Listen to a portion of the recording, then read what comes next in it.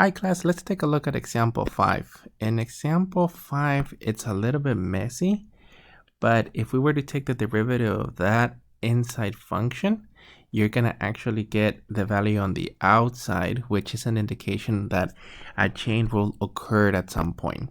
So here's the idea. So let's actually let u equal to 2 minus e to the actual value of 3x.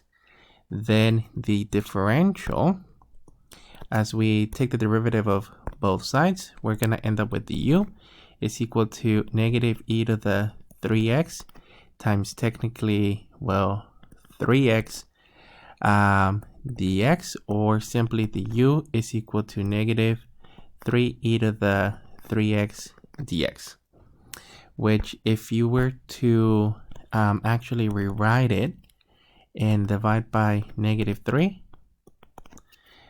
we have a way to express the differential. So we have the u over negative 3 is equal to the values of dx.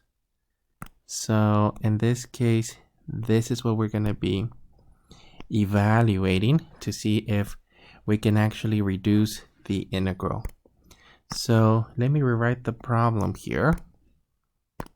And technically we have the integral of e to the 3x. Technically that is our u. Don't forget the fourth power. The value of the x, sorry guys, I left e to the 3x. E to the 3x. So e to the 3x.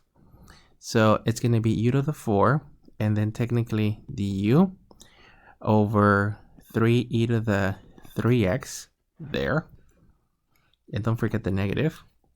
And then we can technically cancel this portion.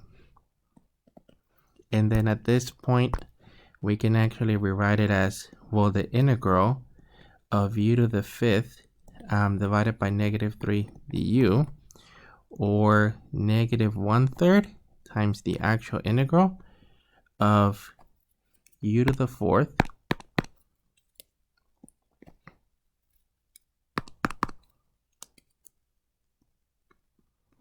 du. And this is what we're looking for. We want to make sure that you can actually reduce the integral. Okay, so let me evaluate the integral here, and we're going to end up with negative 1/3 times u to the 5 divided by 5 plus c, or u to the 5th over a negative 15 plus c.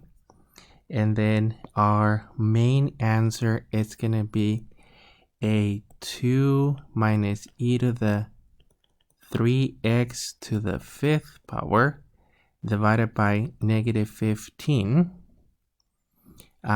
plus the constant of integration. That's our final answer.